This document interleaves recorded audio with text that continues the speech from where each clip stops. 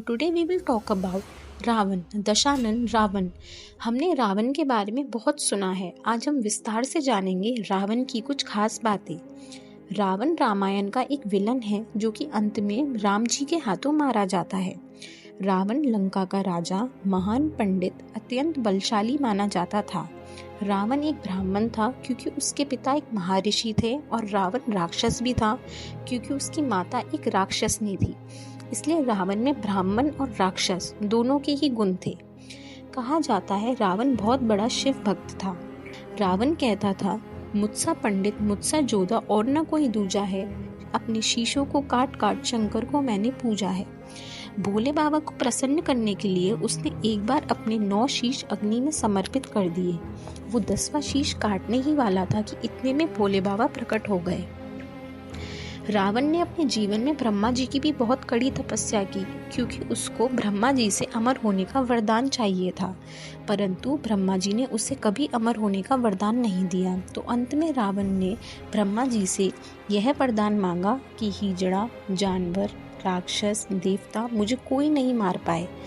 उसने मनुष्यों का नाम इसलिए नहीं लिया क्योंकि वह मनुष्य को कुछ समझता ही नहीं था। ऐसा कहा जाता है कि रावण की पत्नी मंदोदरी अप्सरा के समान सुंदर थी, परंतु रावण अपने अहंकार की वजह से सीता मैया को अपहरण करके ले आया। रावण 4 वेदों का ज्ञानी और बहुत खूबसूरत था। कहा जाता है रावण को देखकर सभी लोग मंत्रमुग्ध हो जाते थे। रावण से सभी लोग डरते थे, चाहे वो मनुष्य हो, देवता हो या फिर राक्षस। रावण ने नवग्रह को अपने कब्जे में कर रखा था। मृत्यु की डर की वजह से उसने काल को अपने पाँव में पटक रखा था।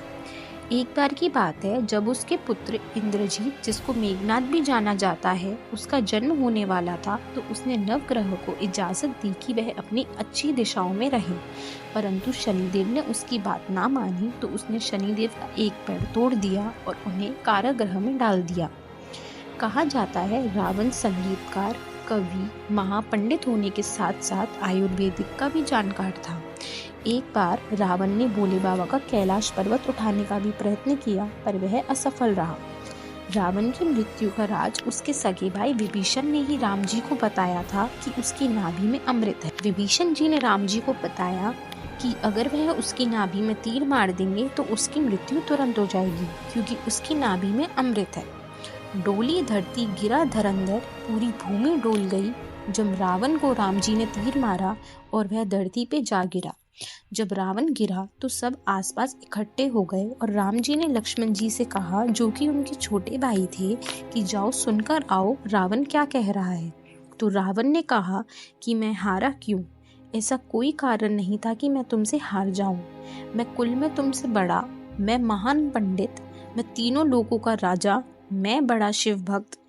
बस मैं एक ही कारण से हारा, चरित्र।